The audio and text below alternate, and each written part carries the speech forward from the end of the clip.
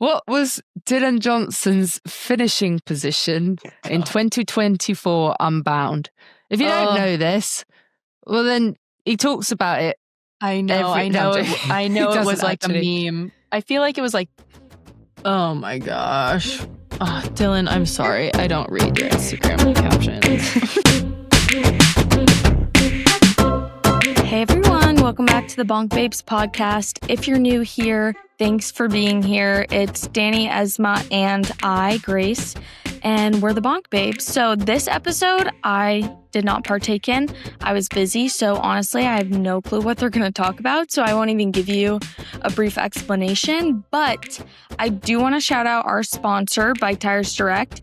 Bike Tires Direct has been a long sponsor of the Bonk Bros and the Bonk Babes, so they have anything that you could ever possibly need on their website. So if you go over to biketiresdirect.com and use code BONKBABES in all caps, you'll get 10% off your order and you'll support the pod because we get some dough commission on you using our discount code. So make sure to go to Bike Tires Direct and shop there, and I hope you guys enjoyed this episode. Hey, Happy New Year! Ooh.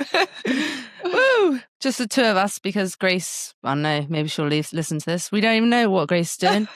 Apparently riding her bike or something. Something like that. Left us two babes hanging. Yeah. It's okay. We'll let her off. How are you? Great. living life, unemployed. Fun employed. I was puzzling all morning, so I finished a Lego puzzle. Very satisfying. Yeah, just filling my time with writing before it gets too cold outside. Yeah, wait. Boulder is still like hot. Yeah, but it's gonna change soon. Really? Like proper? Yeah, I think we're nearing the end of the hot streak here. But yesterday there was literally a grass fire that popped up like half a mile down the road from me. So maybe it was a mile away because I was like just outside the evacuation zone. And it's been really windy, so I was a little like, So I don't know what's going on in Europe, but we are having we're getting your Boulder weather. It's been snowing in the UK, which is like quite a rarity. Like even like near where my parents live, which is like right on the coast. London's like covered in snow. Girona, it's -4 tomorrow. Ooh. And what's that, like 20 Fahrenheit? I don't know. Yeah. But it's like freezing. And I can't even imagine all the people who come to Girona this month to train and are just I know. I feel very sorry for people that are like coming to, because I feel like people either come because Girona is known for being like dry most of the year, which is why people come. But the last year or so, it's just gone, actually, do you know what? I'm going to do what the hell I like. How long have you lived there? Nearly 2 years now, just over 2 years. And you moved there from the UK? Yeah. I literally quit my job. Well, actually, there was redundancy at my work, but it came at prime time because I wanted to quit my job. Because it was like not long after that Unbound result that I was like, if I'm going to commit to my psyche, I need to do it now. Yeah. So then there was redundancy at my work, and then my flat in London, I got like a month's notice that I needed to be out of it. And I was like, oh, okay. And then I was like, Mom, I'm going to move to Spain. She was like, what? But sometimes that's what you got to do in life. Totally. Just take the opportunities and run. Big sins. Yeah. Yeah. I get that. It's like if the door opens, like you got to go through it because we don't get a lot of them in bike racing. So I especially get that here in the States. Like it's just, it's so difficult to find those open doors. Like you got to make them. So right now I feel like I'm in this,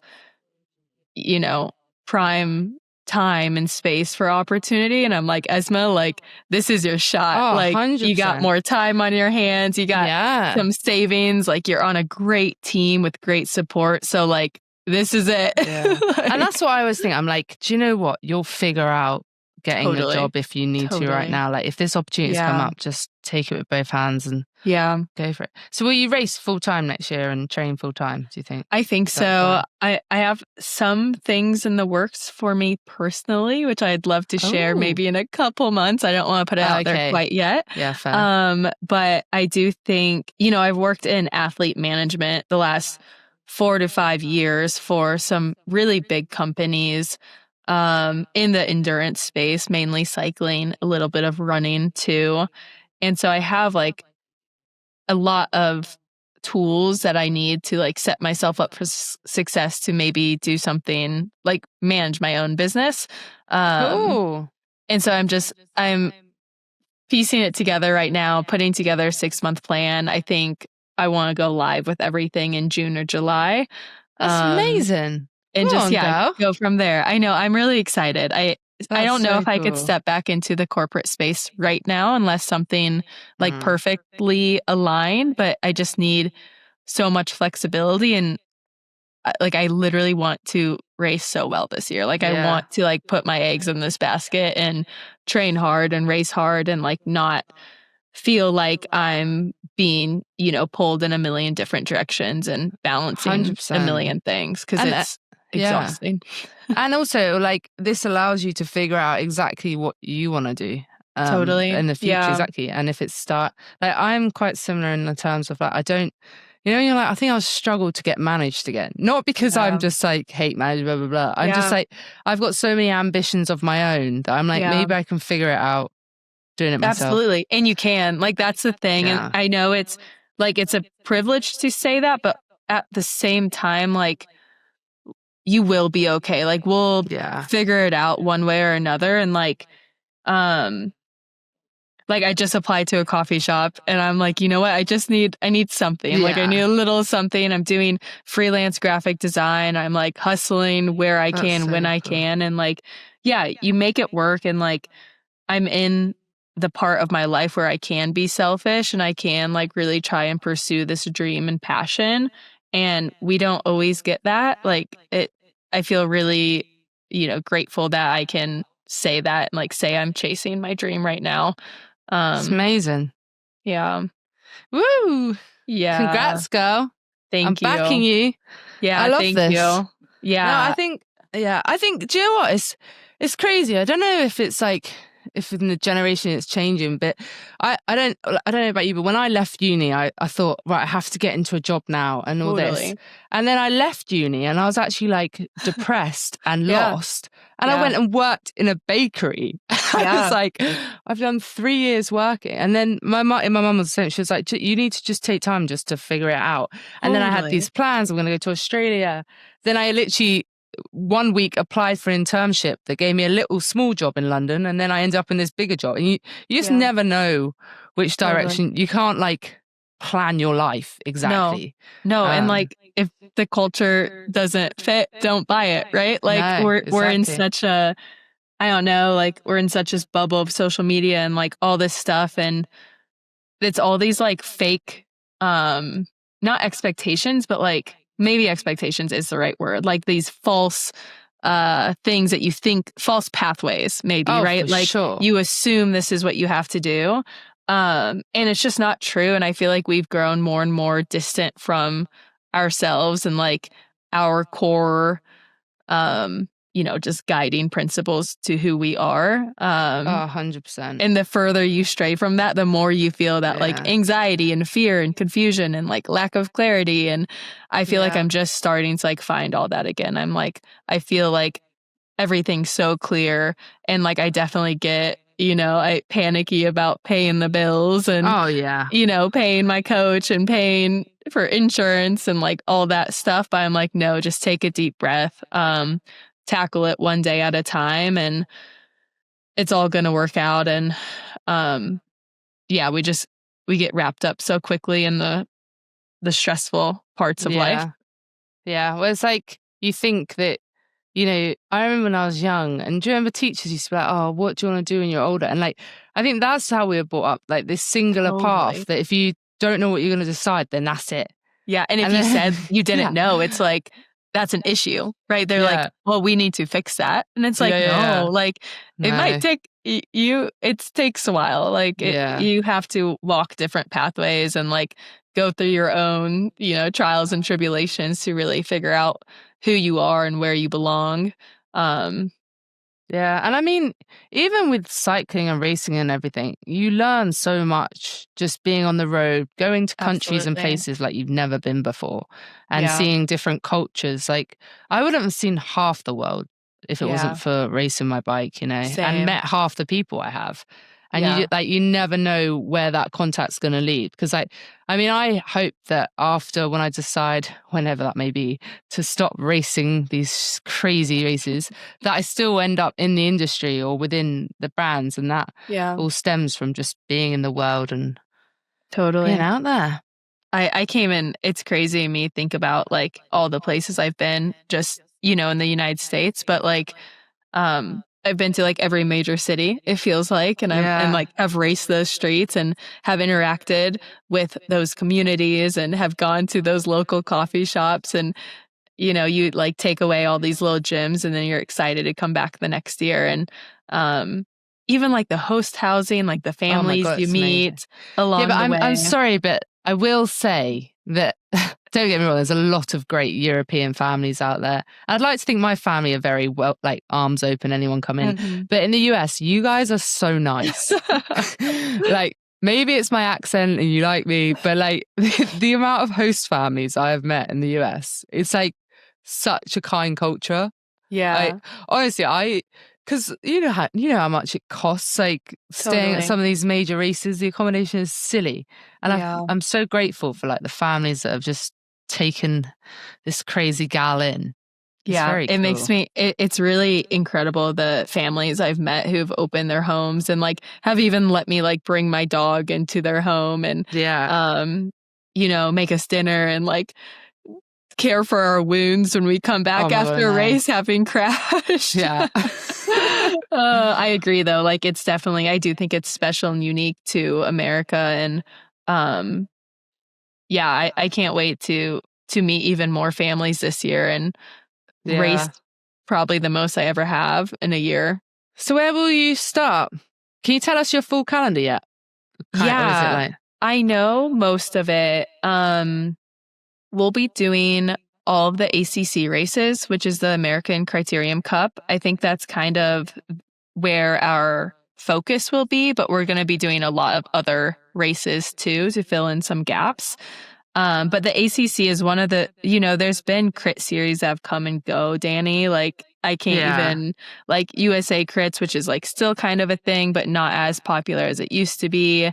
And there's a lot of money that comes with these series. So it is worth doing it as a team because you can get like team placements and individual placements at the end of the series. And like the actual prize purse for those solo races themselves. So the series are worth chasing if you are able to get to them. Are they everywhere? They're everywhere. They're across the country throughout the year. I think the first one is Athens, I believe, is the first ACC race. Oh, wow. But there's a few races before then, and then you have like Tulsa and Tour of America's Dairylands, Boise. So they're all part of this one series? They're all part of this one series, but there's like so many. Like the thing with crit racing and like why we see, especially like a lot of Australians and like New Zealanders come over, like the Oceania racers come over a lot. I think they really like criterium racing. And we do have kind of an insane structure in the US. Like you can be racing multiple crits every single weekend from March to August. So, and you can win quite a bit of money too. Like it costs a lot to travel, but like, if you find the host housing, if you book the flights early or drive, like you can definitely come out in the positives on the other side. You gotta work for it and hustle for it. They always have preems as well, right? Yeah, there's some big preems. Like so, there's like gambler preems that can be like $500. Really? Yeah. Sheesh. And that's just like one lap. Like, but like, we should actually talk like more about like the crit side. So like, as a team, when you're going into these crits, how do you approach that? So if you know a preem, or is it it's when they ring the bell, or do they know the lap? I haven't done a crit in years. That's actually a great question. There's a few different things here. They do ring the bell and say preem on the next lap. That's traditionally how most people like know there's a preem. There's also some races where there's always a first lap preem or a gambler's preem the lap before the last lap. So there's some that like if you go Athens, like you're like, I know there's going to be a first lap preem or a gambler's preem.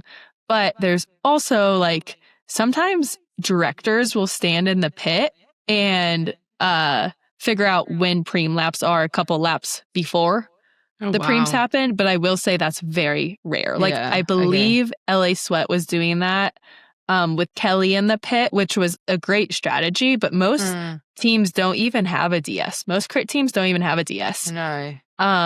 Which is fine. Like you really don't need one. Yeah. You know, you have your leader, your captain, somebody setting that direction and tone going into the race. But realistically, like if you're racing with 5 or 6 girls, you kind of know crits they have a consistent flow, a predictable rhythm, and like you know how to race that race and what your role is. And of course things can still go wrong, but like if you crash or get a flat, like you can get back in. If you're able to, you can get back in.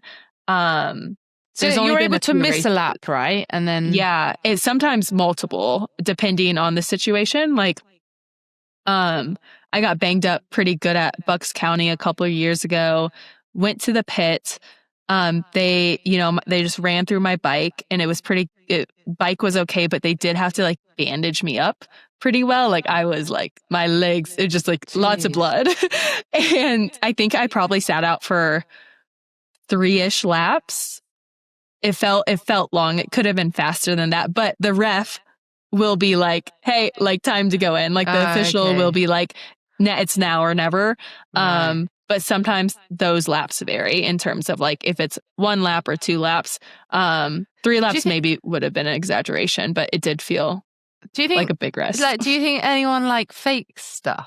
Is there like Oh yeah. Really? Oh my gosh. I need to come to Tulsa. You usually get caught, like because you have to think there's a motorist at the front of the pack and the back of the pack. And I've had some teammates try to go to the pit and the motorist is like, like that girl did not crash. Like you just put your foot out. But like, which it is a good rule of thumb. Like if you do get held up, even if you don't crash, like if you have to come to a stop,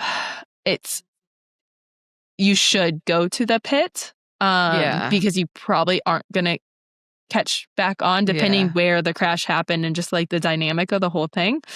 It's a little tricky. You just gotta like trust your gut, but I've definitely seen people get turned down and have been like, you're out, like you're done. Well, because they've nearly gone down, but they haven't gone down and they're still in the peloton and then the refs or they just didn't go down at all. And because we have numbers, they're just tired. That motorist is going to be like number 31, like didn't need to get off her bike and she did and she's coming in the pit. Don't let her back in. Oh my God. So yeah, there's definitely some funny dynamics that can happen, but more often than not, if you get caught up in a crash, go to the pit, take the free lap, and usually they'll let you back in. There has been some drama before where like free laps technically have ended. Because I think it's like 5 to go or something, free laps end. But there's been some drama before. That's in the last year. What about on the start line before? So if you know it's a 1 lap, that first lap preem, that start must be. Do you know what? All I'll be thinking about is, am I going to clip in? Yeah, I love cyclocross starting. Like I love clipping in first and just like getting to the front. I am not one to typically like go for the first lap, second lap preems, just like in terms of conserving a bit more. But I do like getting out of the chaos as quick as I can and then like settling back in. Like I'm a sag rider through and through. Like if there's any like I go up to go back. Like I give myself the space and the time. But crits always start out really fast, like regardless. I think crits, especially the field's gotten so much more competitive over the last couple years. Like Tulsa last year, I remember I was like, each race from the gun, I was like, somebody's up there doing 400 watts just to do it. And it started the races off pretty hot. And you do eventually get a lull, but I mean, it's an hour to 75 minutes. So to be fair, in London, that was like, I used to do I try and do a crit a week as part of my training. And like us girls sometimes used to jump in with like the 3-4 men, which was sometimes amazing, but sometimes so sketchy. Really bad. Sometimes it was like, whoa, what am I doing? But oh my gosh, racing, like, honestly, like I applaud everybody getting out there and racing, but my least favorite thing is when the promoters are putting, you know, the P1-2 local. Most of the women race together, like P1-2-3, and then like 4 or 5 women race separately. But then sometimes they'll put the P1-2-3 women with like the 3-4 men, and that is they do actually do that. The organizers do locally, that. Super like local level. Still sanctioned races, but like, and that's when I've witnessed and have almost been crashed out by really dumb people. And I'm like, I don't want to, because there is a difference between a pro 1-2 woman female racer versus a Cat 3-4 man. Like they have just raced more, like they have climbed the ranks. Like, sure, like they can race together strength wise is probably pretty similar, but just skill wise. Yeah. It's to be fair, you know, you're like, we all start somewhere. But totally. I've got the best memory I've got, which is what made me get into cycling actually, is that this guy that supports women's cycling in London literally came up to me because I'd be riding around one of the parks with my backpack and my laptop because I'll be commuting to work, but then I'll be like chasing all to with my backpack on, and he was like, "You're hilarious! Like you're literally in your like with your backpack, like trying to chase these." And he was like, "You should go and do a local crit race." And I had my very trusty Scott Contessa. I'm sure a lot of people had those bikes. They were bloody great. But I mean, and I rocked up to this crit, and this girl, and I'll never forget her. She came up to me. She had full disc wheels and everything. She goes, "Have you raced here before?" And I was like, "No, it's my first time." She was like, "Well, I wouldn't really recommend racing on this circuit. Like, don't come near me." Yeah. And then she goes, "Are you racing on that?" And looked at my little Scott. And I was like, I don't care how hard it is. I'm going to beat this girl. Tell me you won. Bloody beat her. Rolled her. Yes. Got a new bike the next week. Yes. And then won the next one. Showed up the next crit and you're like, how's this bike for you? I remember being like to my mum, I was like, I think I need a new bike. Can you just give me a little bit of cash? I was like, I'll pay you back that over. I mean, I was already in so much uni debt. I was like, I'll pay you back over like 5 years. Sure. Yeah. Oh, that's funny, Danny.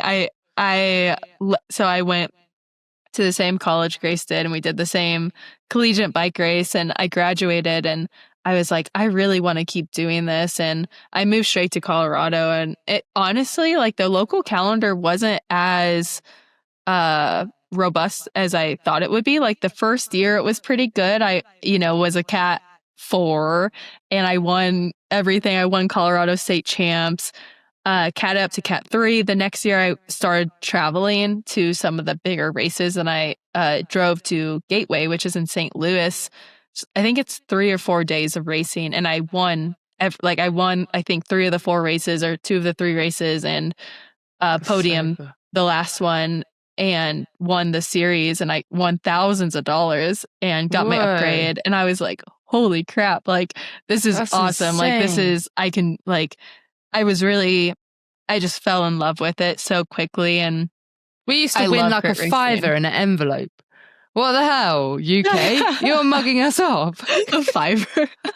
That's how like Belgium is. So like you win a kermesse, there's like here's $10. Yeah, but for us, honestly, we'd go abroad. We're like, they're giving us 10. Totally.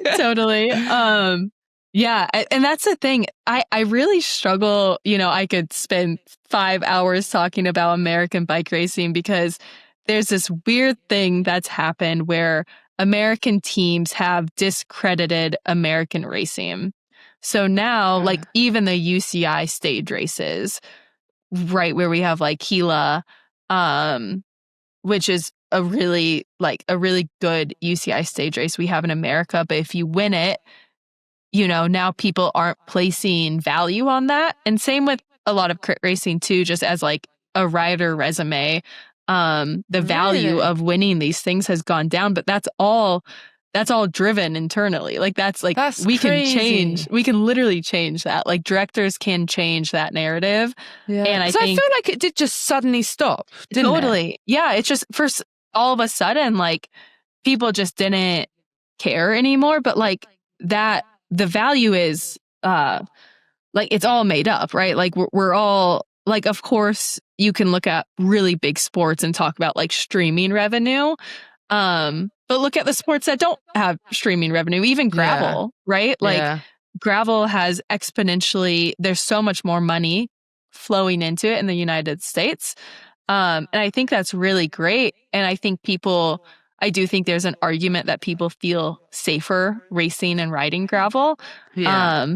But then is that just like, do we just need to educate more? Do we need to like get people on the roads and like teach rider safety and driver safety? Yeah. And, like also, I know a lot of women, like crits are scary, and it's like they don't have to be scary. Like if we teach everybody just how to be safer riders and racers, like I think it's just it's sad to see, but I think crazy.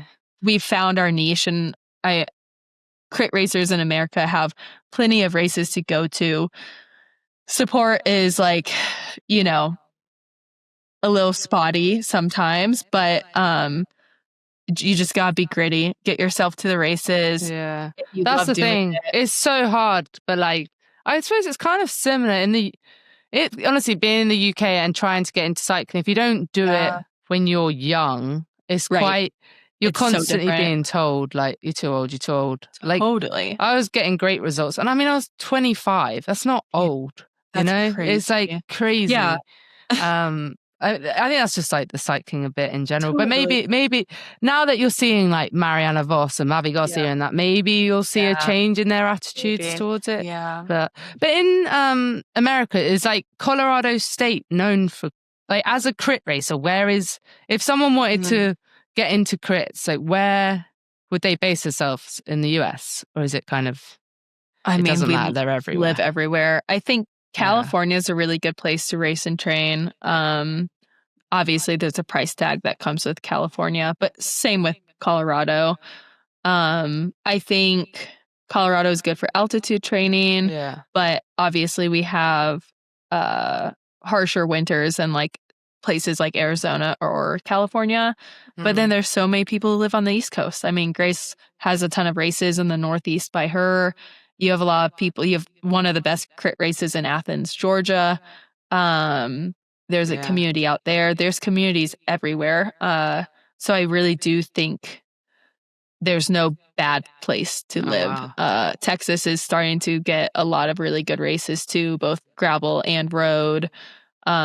Florida has a weird ecosystem around Miami. You got to be able to speak Spanish, though. There's a huge community in Florida. I know we were joking about it on the podcast. Yeah. It is so flat, though. But it is. It's so flat. But that's kind of like I love that. That's what they like. Yeah. I'd be so happy to never see another hill in my life. Are you kidding me? Yeah, you live in Boulder where you're surrounded by mountains. Don't be fooled. I go north and east. Yeah, that's so fair.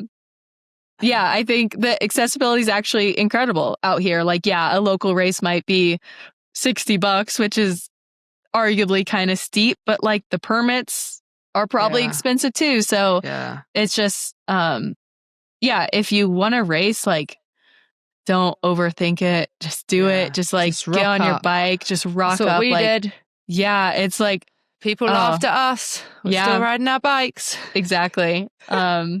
Ride it till the wheels fall off. Did you do Crit Nationals last year? No, I didn't. Track nationals was actually last year was my first national championship event ever that I've ever done, and it was a great experience. I will be doing crit nationals this year. Cool. So. Where is it this year? West Virginia, Charleston, West Virginia. Oh wow. Is it? And then the road race will be near it, or are they like it's same place? Oh yeah. I think West Virginia has a pretty long contract with USA Cycling for national championships. It's a tough place to get to. It's expensive to travel in and out of. Not like a ton of affordable accommodations. It's just like it's a little tricky. The road race is brutal. I will never do the road race. There's like a climb 3 kilometers and I would get dropped from, and it's expensive, and I like paying $250 to like do the hardest race. But the crit is really it's a good crit. It's a good road race too. It's just a very specific rider. I think, who's the Jumbo girl that used to always win the crits? Corinne. Yeah. Oh, I love her. Yeah, she's great, isn't she? Corinne's amazing. It's so special when you have riders like Corinne too, who showed up to the crits every now and then, and it was just like That's so good. Would you do that to like local ones or? Yeah, more of the like national level ones, but yeah, like she did a lot of crits when she was in the country. That's so cool. You know, Skylar Schneider came to race a few days of Toad last year, which is in her hometown. And so she was in her SD Works kit. And I was like, I have a photo next to her. I'm like, this is cool. Like, this is fun for somebody, just like a little crit girl in America who gets to race with some world tour riders. And, you know, like, she's not guaranteed to win. Like, and Corinne freaking talented at crit racing, but still, like, we have a stacked field. We have Olympians, tons of national champions from different countries, honestly a lot of Olympians from different countries too, you know, like track stars. So it's amazing. It's pretty competitive, and it's fun, and it's fast, and the girls are great. I'd definitely say wherever you are in the world, if you want to be a crit racer, you need to go to the US. Yes, even just June and July. Yeah, because UK's got like for like London, it has some fun stuff, but it's just like, I mean, there's this one Crystal Palace which is quite famous in London, and it's funny because as soon as it rains, it has to get cancelled because there's this one corner that's so dangerous. You literally so I think about 4 races happen from it. I mean, I love it's always watching, raining. I feel like Alex and the Techers crew really like our national series is good. Yeah, like I love watching his crit races around the UK. Yeah.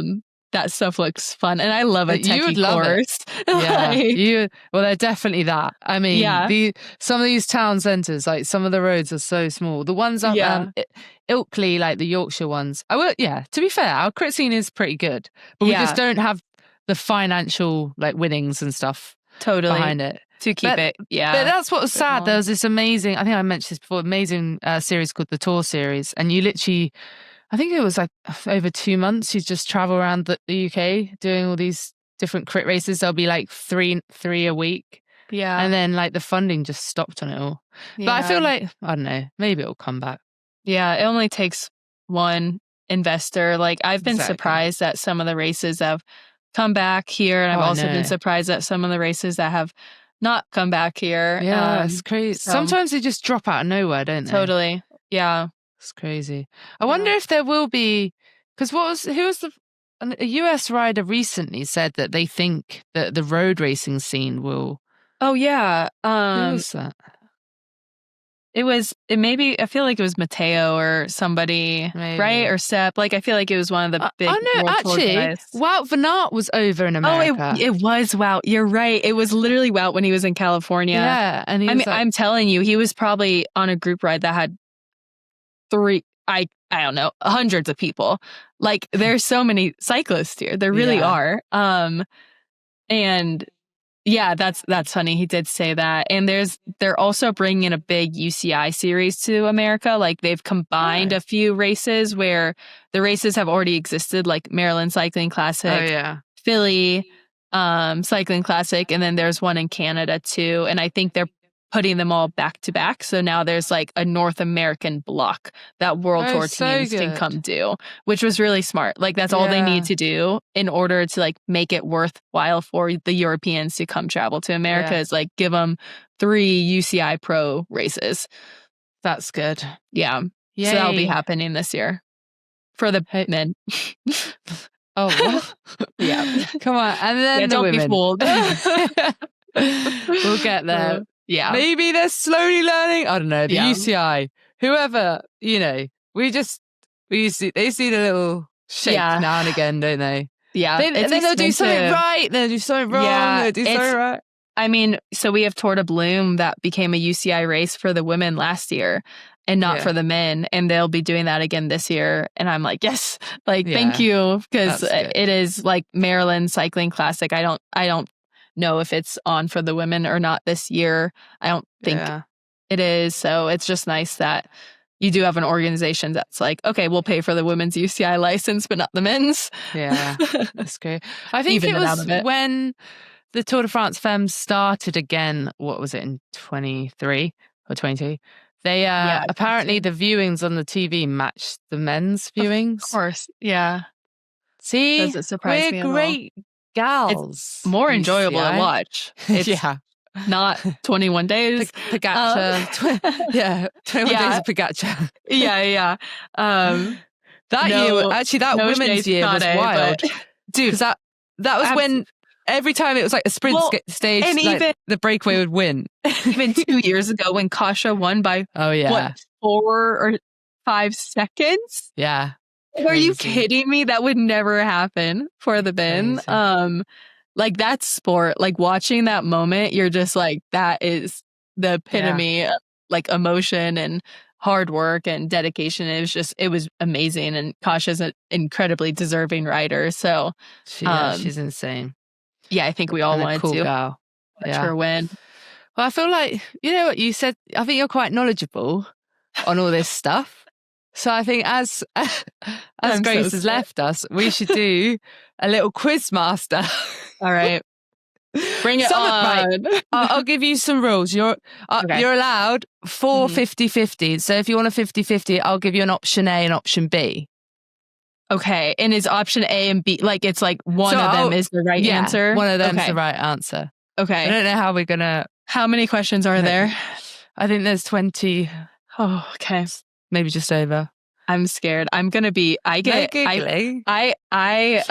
my brain does go blank when I'm. I was gonna say nervous. So I know the answer, but then someone will ask me about it. I went to a quiz night the other night. I didn't answer one question, but my table won. Guys, I have choked. Danni, I remember vividly like having to give a Spanish presentation in high school. Choked. Couldn't say. I got up there. I couldn't say a single word. I started crying. I public speaking when I was younger. So when I was really young, my mum would introduce me to people and I'd be like, hello, I'm Shy, and then run behind.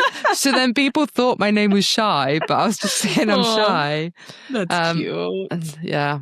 But all right, let's do it. Who cares? Okay. Who cares? Okay. Are you ready? Nobody better come for me. Yeah, by the way, guys, no one be horrible. If you also want to play along, play along. Yeah. Okay. All right, let's do it. Which race is called the Hell of the North? Paris-Roubaix. Wait. Oh, yeah. Are we going? Yeah, we'll say. No, I should wait until the end. What? About if you got it right or not. Well, obviously, I got it right. Yeah, obviously. No, I feel like, what we should do is maybe I should pause. Okay. And the audience can think too. Okay, but then you should say the answer. The correct answer. Yeah. Okay. Sorry, guys. We're working this out as we go along. If you like it, we'll do it again next week. My heart rate's starting to go up. Right. This next one, I'm dyslexic and I can't pronounce it very well. There's your warning. Which race is known as La Doyenne? And here's a hint. La Doyenne stands for the old lady. This is quite a hard one, actually. Sorry. Are you able to give me the region that's in? Yes. France. Starts in France. I hope it's France. Yeah. I've definitely heard this before. Okay. I'll give you one more clue. It's the oldest of the 5 monuments. That's why it's called the Old Lady. It's not Strada, is it? No. No. Okay, Strada. But that's a good shout. She did say a monument. Oh no, actually Strada's not even a monument. Everyone wants it to be a monument, but it's not a monument. Not a monument? No, but everyone thinks it should be. Oh my gosh. Now I'm embarrassed because now I can't think of the monuments and I know them all. No, it's okay. Okay, tell me. It's Liège-Bastogne-Liège. Okay. But now you're going to know that. So I know that forever. So that Le Doyen, someone who's French will correct me, but that sounds for the old lady because it's the oldest of the monuments. Okay, cool. I like that. Okay, now you'll definitely get this. Did you chat GPT these? No, I actually was coming up with a lot with them, but then I had to check a lot of the answers because I was also getting the. I was like, let me do one about the monuments. Which race is mostly on white gravel roads? Strada Bianca. Strada Bianche. Yeah. Yes. Yeah. Oh wait, pause. E? Sorry. Fuck. Yes, everyone. Oh my god. Now this you might get muddled on this one. Who won the 2023 Tour de France Femme avec Zwift? 2023. 2023. So let's see. 2025 PFP. 2024 and 3. I think it was Kasia, right? Or was she 22? It was Voss. It's either, or sorry, not Voss. It was Annemiek van Vleuten, and then yes, go. Come on. Oh my gosh, have I said her name yet? No. Is it Demi? Yeah. Okay. I didn't. I couldn't. But to be fair to you, you listed all the winners then. Yeah. Annemiek van Vleuten, Demi Vollering. Then it was Kasia. Then it was Doma. And then who was after Kasia Niewiadoma? Pauline. Was that right? Okay. Okay. I didn't know if I was missing a year between those two. But yeah, nice. How mad that Annemiek van Vleuten. I forgot that she won. I know. She was the OG. Yeah, the OG. First Tour de France winner. Crazy. Love her. Okay, I feel like actually this is actually a funny one. I thought, do you know what? I put this one in case Grace was here because weirdly she'll just know dog names, won't she? So oh god, which road rider has a dog called Nala? Lorena Wiebes. I don't know. It was Demi, but that was close. Okay. I think it's Demi. I hope it's Demi. What type of dog? Demi has like the black and white dog. Yeah. But Lorena has that she's got like two, bulldog. but she's got the Frenchie. Maybe I've got that wrong. Frenchie? I think it's Nala. I'll check that one. Okay. I just said, I literally, to be fair, I said Lorena because that's the first person I thought of. Yeah. Who you know what? When I thought of dogs in the past, I thought of Demi and Lorena. And then I had to check the names of the dogs because I didn't actually know the names of the dogs. Which female rider is known for racing in short shorts? Chloe. Our queen, our American girl. Slay girl. Oh, funny. That's so funny. You're smashing this. Which I don't female... think I can do 20 of these. I'm so anxious. Which female riders won the Vuelta, the Giro, and the Tour? The triple. Okay. Let's think. Demi's won definitely Vuelta and Tour. She's at the top of my list. But I feel like Voss probably has won them all. Eliza Longoborghini hasn't won the Tour. Is your final answer Voss? Yeah. Demi? Annemiek van Vleuten. Oh, honestly, that legend. God. And now she's a mum, isn't she? Mama. Damn, I'm sorry, Annemiek. I should have said. No, I should have. See, my brain. I'm also, guys. But isn't that mad? Like, what did she retire? Like 2 years ago. But like, she had achieved all that right at the end of her career as well. Because like, it was like her final year, and then she went and I'm pretty sure the Giro and Femme were in the same. She's won the Giro, I think, a few times. Yeah, that's amazing. Annemiek was like, I started really becoming a fan of bike racing only in the last couple of years, and me too, to be honest. But watching her watching these like GC riders, and like even watching PFP with the Tour, you're like, dang! Like, I was there on the Tourmalet when Demi put Annemiek in the bin on the last. Yeah, that's actually so cool. It was actually crazy. The weather, Demi's it was so cloudy. Yeah, it was wild. That's awesome. Yeah, it was a good race. Another good suggestion though. Next. Okay, who won the men's road race at Paris 2024? Remco? Yes. Smash it. Okay, who won the women's race in Paris? Kristen Faulkner. Honestly, you can go on my pub quiz side.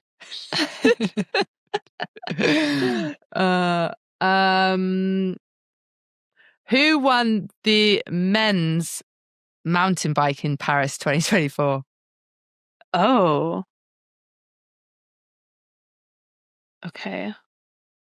Pauline won the mountain bike, I think, for the women. Yes. Who won the men? I have to, it's so funny because I picture their like image, their goal, like the holding the bike up winning image in my head.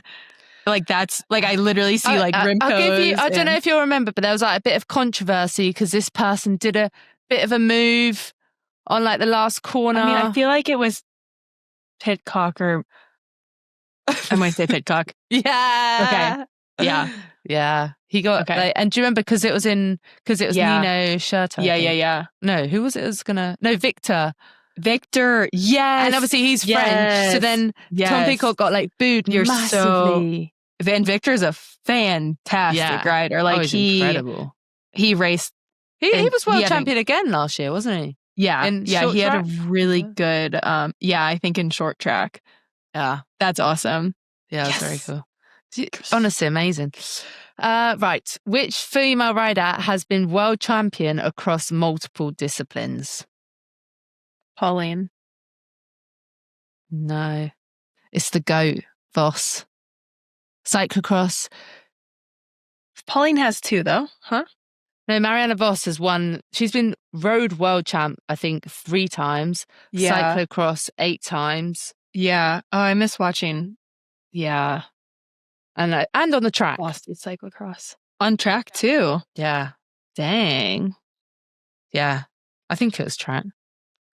I think basically she's got 8 titles, world championship titles. Can you imagine? Yeah. But then I was also thinking this.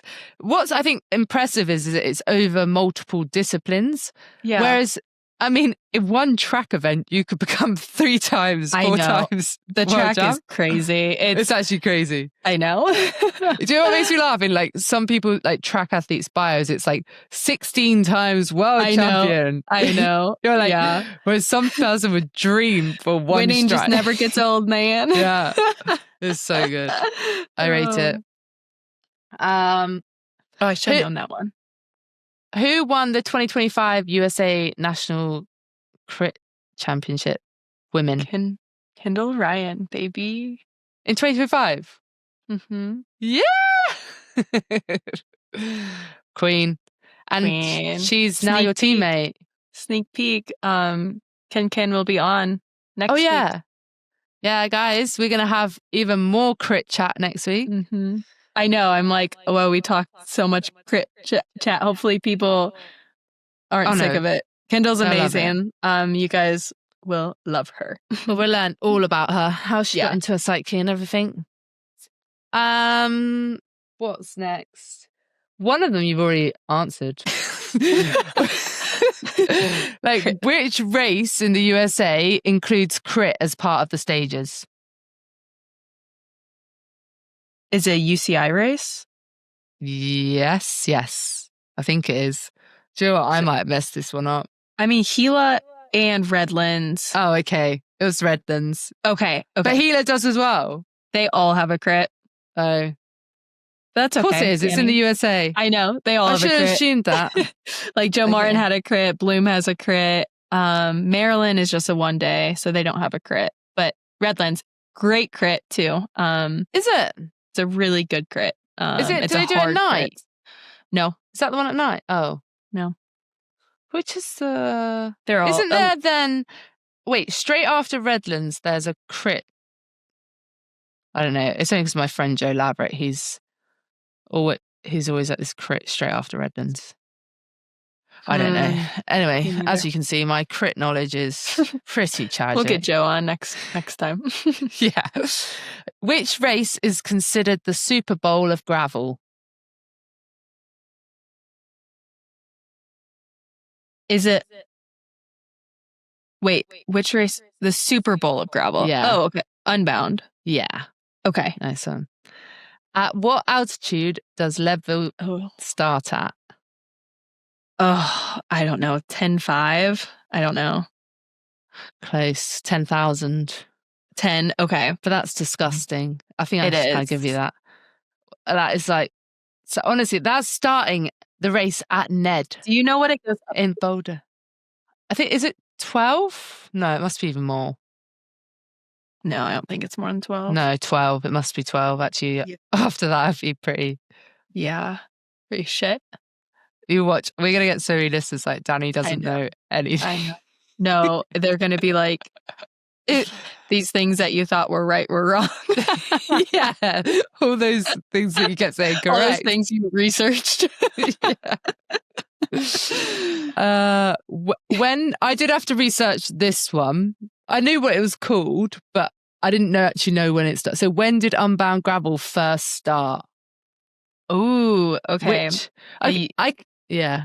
It used to give you can be DK, Dirty Kansas. Yeah, Dirty Kansas. Robert, my husband, did DK, and the last year it was DK, I think. Were you going to give me a hint, or maybe we'll do 50-50? Yeah, do you want 50-50? Let's do 50-50. Okay, 2006 or 2012? Oof. I'm going to say 2012. 2006? Whoa. So that's actually crazy. Yeah, us pros are, I've done Unbound 3 times. Yeah. It's been going since 2006. People have been doing that. We need to find somebody who's done it for like 20 years. If any listener knows anyone. Wait, so that means this year would be the 20th year. Oh, yeah. That's big. If any listener has done Unbound, like either the first one or have done it 20 times, then why would you do that? I bet there's somebody. Come on. There will be someone out there. Dang. Yeah. That's impressive. Very impressive. Nice. Okay, how many Lifetime Grand Prix races did our girl Sophia win last year? Ooh, not as many as I thought. So I know that. I'm going to say I'm not going to be able to name them. I'm not that. That's okay. I feel like it's either 2 or 3. I'm going to say 3. Smashed it. Yes. Damn, girl. You've been researching. I just had to go with my gut, you know? Love it. Okay. This was a funny one. What was Dylan Johnson's finishing position in 2024 Unbound? If you don't know this, well, then he talks about it. I know. It was like a meme. I feel like it was like. No, but this is the one, because he normally always, I'll give you a hint, he normally always gets 15th, 16th, but this was the year that he cracked 15th position. Oh my gosh. Oh, Dylan, I'm sorry. I don't read your Instagram captions. I literally don't know. He was with the big dogs. It was quite a result. Like top 10? Yeah. 7th? No, he got 10th. Oh, okay. 10's a good number. 10's a good number. That was well done, Dylan. We were very proud Good of job, you Dylan. for that time. Yeah. This year, it will be 7 minimum. Oh, yeah. Minimum. I'm seeing him in Australia in a few weeks. No, like in a week or so. He looks like he's having so much fun right now. I know. Living it up. Okay, Yeah. I've got one more. Okay. This is easy for you, I think. Don't say that. Name the 2 USA athletes that won the mountain bike marathon world champs. Oh, okay. Keegan. Yeah. And Kate Courtney. Oof. Okay. Nice. I think Esma freaking There were definitely that. I definitely got like Liège I got wrong. Voss I got wrong. There's a few. But you know what? Okay. That was insane. That was fun, Danny. Thanks. Did you like that? Quizmaster is here. That was great. Like those are great questions. Thanks. We should definitely quiz Grace when she's on next time to bully her for not being on today. We 100% should. But you know what? I weirdly feel like Grace will suddenly come out with all the answers. I know. You know, sometimes she acts like she knows nothing and then she'll know everything. Yeah. It has to definitely be, She's pretty well versed now in like the mountain bike and downhill world. Yeah. She'll probably make a quiz for us and then we'll have no idea. Oof. Yeah, that'd be tricky. Oh, we should each, I want to be quizmaster next. Okay. Grace can be it. Perfect. Oh no. Now I need to start remembering facts. Ooh. That Liège one was really good, Danny. That one was that one was like a 5-star, like tricky one. Except, somebody's going to be like, that was It's funny because like I always hear them like when they're introducing the race. Yeah. Yeah. And I'm like, what do they mean by that? It's so funny because I I could literally put myself in like where the announcers were saying, like have said that. And I'm like, where was that at? Yeah. Yeah. So, but now. Okay, what are all the 5 monuments? Oh God. Liège-Bastogne-Liège, Amstel, Paris-Roubaix. Oh my God. What's the last? I know. 2? I don't know why. Oh, Flèche-Wallonne. Oh, duh. What's one more? Listen, help me out. We're just gonna Milan-San Remo. Oh, obviously. I've actually done. Yeah, you're so right. The big 300k. I've done that final climb into Milan-San Remo, where Van der Poel put Poggi to the sword. Did we say Lombardia? Oh no! Wait, is Flèche-Wallonne maybe not one? Yeah, no, it's Flanders. Oh, Milan-San Remo, Flanders, Paris-Roubaix, Liège, and Lombardia. Oh, I got them wrong then. I said Amstel Gold. That's just a classic. Close enough. So I got 3. Yeah. Okay, this might help us with our facts as well. So if we just like keep regular Quizmaster, soon we'll be commentating everything. Yeah, that would be fun. Imagine Bonk Babes getting to be the announcers for. That would be cool. Maybe we should just do it. Maybe we should live stream our own broadcast for something. Do you know, I have full respect to all commentators. When they like say, oh, I know, Van der Poel goes on the... I mean, you can spot Van der Poel. But if it's like a rider that... Totally. It's like not normally in a breakaway or something. Yeah. You're like, how do they know that? I know. I think they probably do a lot of research too, right? Like they probably, obviously they have all the numbers, like the riders' numbers and names in front of them. But like, I do think they know for sure most of the peloton. To be fair, when I did the podcasting at the Tour de Femme, I did so much rider research. Oh, but I can do that for like the moment and then it will just go. Yeah.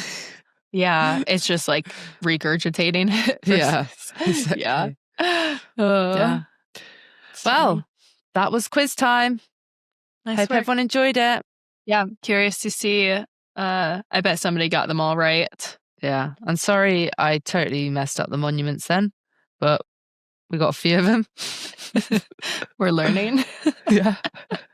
What's weird is like I literally knew them so well a couple of years ago. Yeah. Because I remember being a thing and I really want to know them and just roll them off. I feel like I'm always rusty in January. Yeah, that's what it is. And then the racing we're kicks hungover off from Turkey and stuff. Exactly. We're in cross mode at the minute. We're not in classics yet. Yeah. Are you able to share with us anything about your upcoming travels yet? Well, people might have seen on my Instagram that I'm wearing Rafa.